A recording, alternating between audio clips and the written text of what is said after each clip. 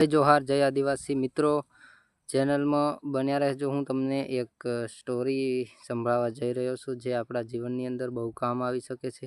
લાલચ શું માણસને ક્યાં લઈ જાય છે। આ કોઈ સત્ય ઘટના નથી, આ એક સ્ટોરી છે જે બનાવેલી સ્ટોરી કહેવાય છે। આ સત્ય ઘટના નથી એટલે કોઈએ એમ સમજવું નહીં કે આ ઘટના બનેલી છે, એવું ના સમજતા, કારણ કે આ ખાલી એક સ્ટોરી બનાવેલી છે મેં, જે સ્ટોરી તરીકે આપણે એક સમજવા માટે।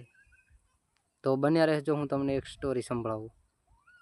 જો કે મિત્રો, આજે હું તમને એક એવી પરથી બનાવેલી ક્રાઇમ સ્ટોરી સંભળાવું છું જે એક નાના ગામની શાંતિ તોડી નાખે છે।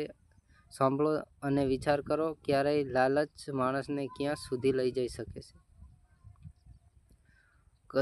આ વર્ષ 2019 ગુજરાતના એક નાના ગામમાં 25 વર્ષનો યુવક મહેશ રહેતો હતો। પરિવાર ગરીબ, ખેતીથી બહુ આવક નહોતી। એક દિવસ મહેશને ખબર પડી કે ગામના પોસ્ટમાસ્ટર પાસે બેંકમાંથી લાવવામાં આવેલા લાખો રૂપિયા રોકડ પૈસા છે, જે આવતા દિવસે ખાતા ધારકોને વહેંચવાના હતા।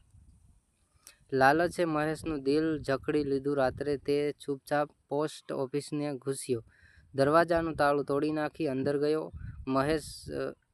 મહેશને ખબર નહોતી કે સીસીટીવી કેમેરા ત્યાં લગાવવામાં આવ્યા હતા। સવાર થાય એ પહેલાં પોલીસને ખબર પડી ગઈ। પોલીસે ગામના સીસીટીવી ફૂટેજ તપાસ્યા અને તેમાં સ્પષ્ટ દેખાતું હતું પોસ્ટ ઓફિસનું તાળું તોડતો મહેશ। ગામના લોકો આશ્ચર્યમાં પડી ગયા। જે યુવકને બધા શાંત સાદો માનતા હતા એ ચોર નીકળ્યો। પછી અંત પોલીસે મહેશને ઝડપી લીધો। કોર્ટમાં સાબિત થયું કે તે દોષી છે, તેને 3 વર્ષની સજા થઈ।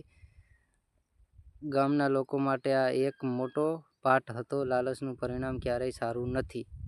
તો મિત્રો, ઘટના બનતી છે, લાલચ રાખવી નહીં। આપણે જીવનમાં આગળ વધવું હોય તો પોતાની મહેનત ઉપર વધવું અને પોતે મહેનત કરીને આગળ વધવું। જય જોહાર, જય આદિવાસી। અમારી ચેનલ સબસ્ક્રાઈબ કરો, શેર કરો, લાઈક કરો અને આવા જ વિડીયો જોવા માટે ચેનલ સબસ્ક્રાઈબ કરો।